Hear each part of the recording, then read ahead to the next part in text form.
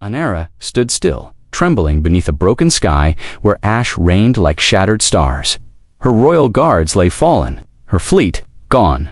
Smoke curled above Earth's horizon like morning banners. Just seconds remained seconds until the enemy's detonation would erase her mission, and millions of innocents. Then a crack, sharp, precise, the air shimmered high above. On a fractured steel ledge of an abandoned Earth facility, a lone figure knelt, camouflaged in dust, armor faded, eyes like storm clouds. He didn't hesitate. One finger, one breath, one pull. The bullet-sliced wind shattered a plasma detonator mid-surge and erased the traitor who'd planned her doom. Anera's heart froze. Her people had entrusted humans. She was taught they were reckless, emotion-driven beasts. But in that moment, this Terran, this marksman, had not just saved her body, he'd preserved her truth. And now she had to find him. Even if it meant walking through fire, betrayal, and everything she thought she knew. 3 days earlier, Anera had descended upon Earth with the grace of sovereign starlight. Her arrival triggered mass confusion. Hovercraft alarms blared, jets scrambled, governments panicked. Yet her only weapon was a diplomatic scroll sealed in solar gold wax. She came not to conquer, but to halt devastation. A relic buried in Earth's crust, a dormant Severian weapon had stirred. Her ancestors hid it centuries ago, unaware humanity would one day drill too deep. War wasn't her goal. Prevention was. She stepped into Earth's negotiation chamber. Concrete, flickering bulbs, guarded by suspicious soldiers. They watched her with hands on triggers. But she remained regal, voice melodic, words wrapped in firm poise. On the roof above, Asher positioned himself without sound. The council hadn't trusted the aliens. Asher didn't either. He didn't trust anyone, especially not princesses wrapped in shimmering cloaks who promised peace without price. But orders were orders. Asher had been many things: a scout, a ghost, a shadow in foreign lands. This time, he was insurance, hidden in broken glass and rusted steel. His rifle whispered to him like an old friend. He watched Anera move, calculated, strategic, not fragile like he'd imagined. Royalty to be. Hours passed. Then the explosion came. Blinding, instant. Flames rose from a cargo truck nearby. Screams tore through the compound. Panic spread like wildfire, and from the smoke, an assassin, cloaked in Severian armor. The shot was impossible, a moving target. Distance obscured. Wind sharp. But Asher didn't blink. The kill was clean.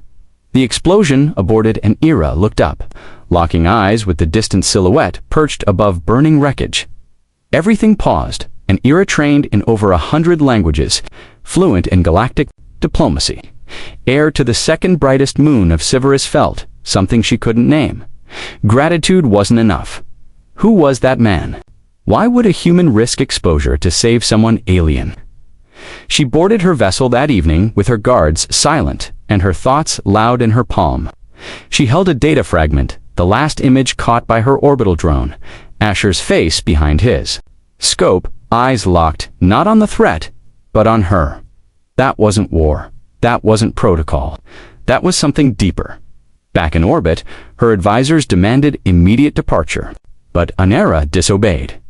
She returned alone, cloaked, blending among Earth's shadows. She needed to find him, not because of duty, but because her world never told.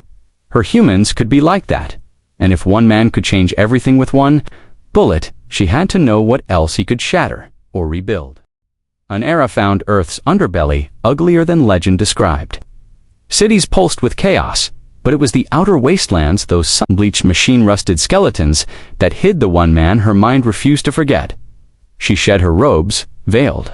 Her glow walked among scavengers, slept beneath shattered towers, traded royal trinkets for fuel, food, fragments of direction. Nobody knew his name, but they whispered about the ghost on the ridge, a man who never missed, never stayed. On the 12th dusk, beneath a cracked radar dish, strangled by vines, she saw him alive, breathing, alone, sharpening a blade like a ritual. Back, turned unstartled by her presence. "You could have vanished," she said gently, "yet you remain." He didn't glance up, his hands kept working. She approached cautiously. "Why? Still nothing." "You saved me." you could have asked for. Compensation, sanctuary, anything. He dropped the blade, stood slowly, towered without intimidation. Worn jacket, dust-crusted boots, rifle slung lazily across his shoulder like an extension of his spine. "I don't want your medals," he muttered at last. "Then what do you want?" Silence stretched then to be left alone. Anera folded. Her arms that shot altered everything. "You prevented war. You rebalanced galaxies. I aimed for Embalm. No, you aimed for me." Finally, his eyes met her storm, gray, hollow, unreadable. Anera stepped forward. "You don't talk. Like other humans, I'm not like other humans." She nodded slowly. "Neither am I," a flicker in his gaze interest. Irritation. He turned, walked past her, vanishing into shadows cast by twisted steel. She followed. He led without invitation. Into an underground shelter carved from collapsed train tunnels, bunk, books, maps, layered in red string, satellite feeds crackling, a cave of data and discipline. She studied a wall images of alien tech, Severian blueprints, her face circled in ink. "You were tracking us, understanding you, and I understood enough to take the shot."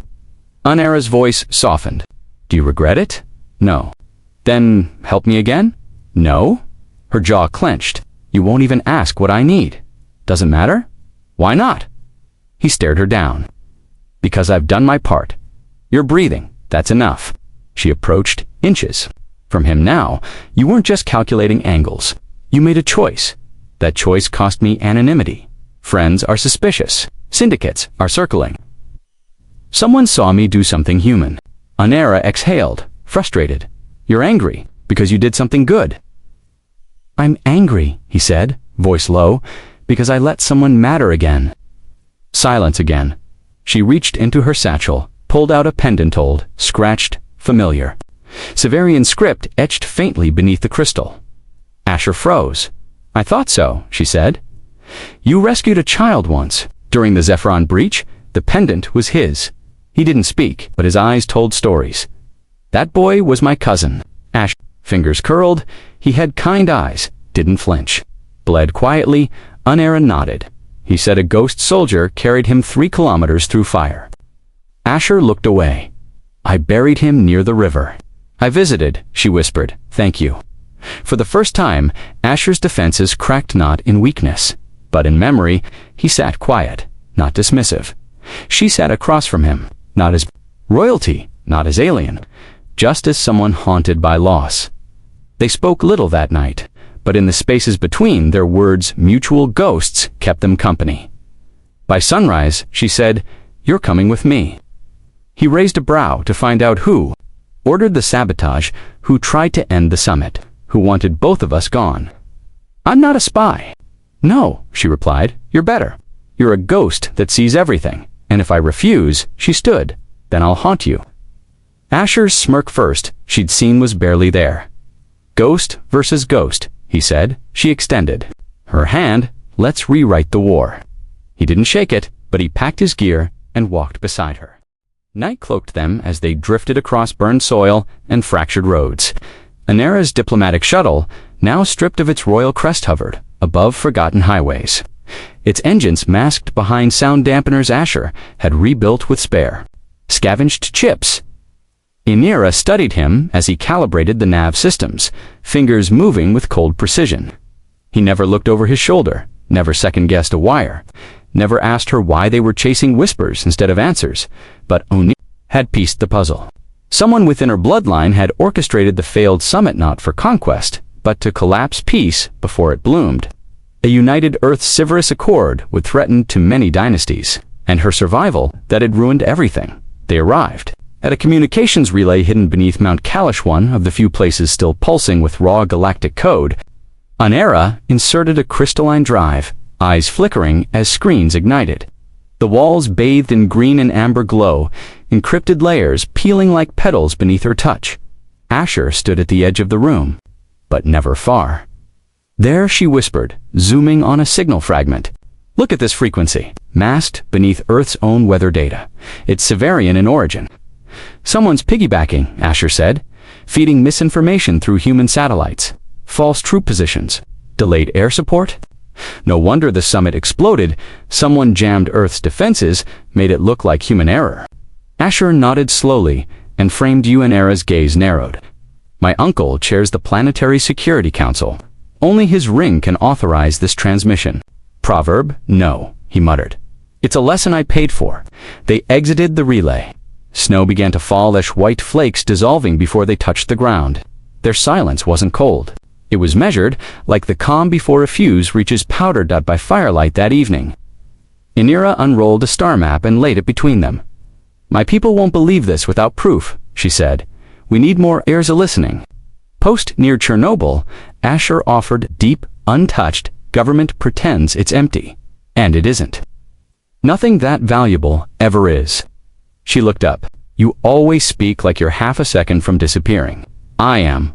Why? He considered that, because every time I stay, something dies. She didn't flinch. Not royal. Just steady. He looked away. At dawn, they arrived at the ruins. Vines draped broken walls like mourning veils.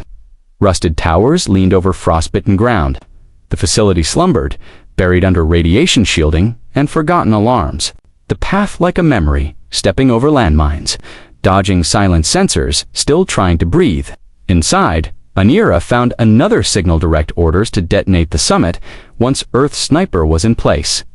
You were meant to be framed, she whispered. Killed, blamed. Asher stared at the screen. They wanted to rewrite history. No, she replied. They wanted to erase yours. Footsteps echoed, not theirs. Asher snapped his rifle forward. Anera crouched, pulse steady. A figure entered, cloaked, armored. Severian Anera spoke, voice sharp. Traxine, royalty, traveling with animals now. Asher didn't blink. Traxine lunged, a blast. Steel against plasma, sparks hissed. Walls buckled. Asher took a glancing hit, blood across concrete. Anera activated a defensive wave, knocking Traxine sideways. Asher dropped, rolled, fired. One bullet. Through the silence returned. Breathing hard, Anera kneeled beside Asher. His arm bled freely. You're hurt, not dead. Let me help, she whispered. Only witnesses. He didn't reply, but he didn't pull away. The winds over the Himalayas howled like ancient beasts. Blizzards veiled the peaks, but beneath them, a Severian outpost pulsed invisible to satellites. Tucked within layered rock and magnetic cloaking, Anera approached it, not as a princess, but a fugitive. Her holographic disguise projected weathered scales, renegade tattoos, eyes dulled with ash. Beside her, Asher wore scavenger armor patched with human military emblems, gritty, unshaven, unreadable. His rifle stayed wrapped in cloth, but he moved like a man with nothing to lose. A guard scanned them at the checkpoint, smirked. You look like you've crawled out of a sunstorm. Anera spat, voice rough. We did. They entered. Inside. Heat hit like a breath. Metallic walls gleamed with Severian glyphs. Workers hustled, unaware their future crumbled under their own ceiling. Found a quiet data station. Anera plugged in a hacked fragment. The system accepted it. Her uncle's security override still held weight, pulling encrypted files. She murmured. Asher kept watch, leaning against a pillar, eyes tracing everyone's gait, measuring steps, fingers twitching near his sidearm. He didn't speak. He didn't need to. Data flooded in orders. Her uncle, cloaked in robes, speaking directly to Traxine. Let the humans fall on their own pride. Ensure the princess doesn't return. No survivors. Her breath caught. Asher watched her face. You okay? She nodded once. My entire life to serve my people. Turns out, I was just a pawn in someone else's game. He didn't offer comfort. Instead, he leaned in closer. We need to leave fast. They moved, but someone had noticed them. A tech worker, glancing. Too long, a silent transmission. Doors sliding shut, sirens blaring in violet. Too late, Asher growled. He pushed her down an access tunnel. Behind them, footsteps thundered. Pulse rounds scorched walls inches away. I thought this place was dead, she hissed. It is, but snakes live in graves too. They darted through storage bays. Asher stopped at a sealed wall, pulled a small charge from his belt. Cover your ears, double quotes, boom, smoke. light, shattered metal. They plunged through. Outside, blizzard winds returned, biting skin. Freezing sweat. Their shuttle was gone, jammed or destroyed.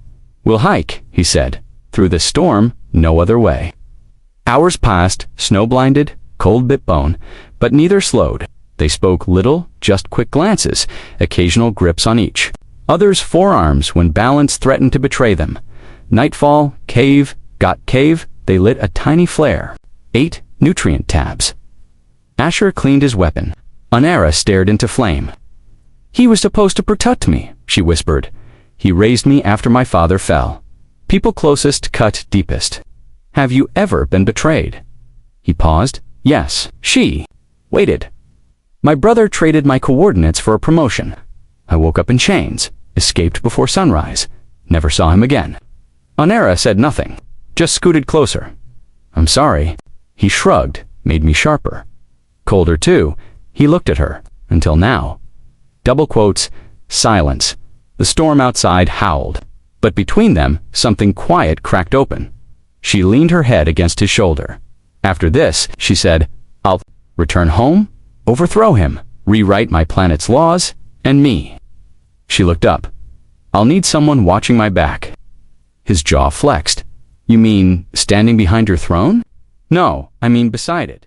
The Orion Gate shimmered like a wound in space on orbital bridge between Earth's exosphere and the Severian capital ship, Alerithos. It wasn't just a portal. It was ceremony, authority, coronation. And tonight, it would become a battlefield. Anera stepped into the chamber beneath the gate, wrapped in ceremonial armor, obsidian threads, laced with memory metals. A crown of light hovered above her brow, reacting to her neural presence. Her uncle's forces lined the upper terraces, expressions unreadable behind silver helms. She had summoned the council, claimed her right to rule, demanded justice. Asher stood far from the circle, behind a narrow column of shattered alloy. Sniper rifle nestled against his chest. His scope flickered, reading thermal signatures across the ring. He'd already counted every weapon, mapped every escape. No one else knew he was here. Her voice echoed through the hall, unshaken. "I bring proof. You wanted war with Earth. You sabotaged the summit. You betrayed the code of protection." The council remained silent. Then he appeared, her uncle, draped in victory-red robes, flanked by elite guards. He clapped once, mockingly. "My dear, I raised you to speak well. But fiction is not rulership." Anera stepped forward. "Fiction doesn't bleed. Play the data." The footage projected overhead. The transmission. The voice orders. The attempt to erase her. Gasps rippled through the terrace. Her uncle didn't flinch. "And you expect them to believe? A human helped you gather this?" She narrowed her gaze. "A human saved me," he smirked. "Then let him save you now." A signal, swift, silent, dozens of blasters powered up. The room ignited in noise and chaos. Anera spun into cover. Shields flared, guards fired, and above them crack, Asher's first shot tore through a captain's visor. Second shot, another heat moved like gravity, didn't apply to him, sliding between supports. Leaping across gaps, silent as shadow, Anera fought below's peer blade drawn, energy shield pulsing with every strike. She didn't aim to wound. She cut lies at their roots. Her uncle fled to the upper vaults. Asher, she called into the comm, already on him. Corridors twisted, doors locked. Asher moved faster. He found the traitor in the command dome, arming failsafes, typing in codes to deploy orbital weapons. "You were supposed to die," the uncle hissed. "I'm hard to schedule," Asher replied, pulling the trigger. One shot, clean, right between deception and cowardice. Silence returned. By the time Anera reached the dome, her uncle's body lay still. Asher stood over it, breathing steady. "It's done," he said. "No," she whispered. "It's just beginning." Later, beneath the stars, the council convened again. This time, no weapons were raised. Anera took the thronot with cheers. But with nods of solemn recognition, she held out her hand. Asher, still cloaked in dust and fire, stepped forward. "I name you Guardian of the Crown," she said. He shook his head. "I don't want titles." "Then take the truth," she said. Voice low. "You belong beside me." The war never made headlines. The council spun its own tale in internal dispute, swiftly resolved. Earth never heard the truth. But peace blossomed anyway.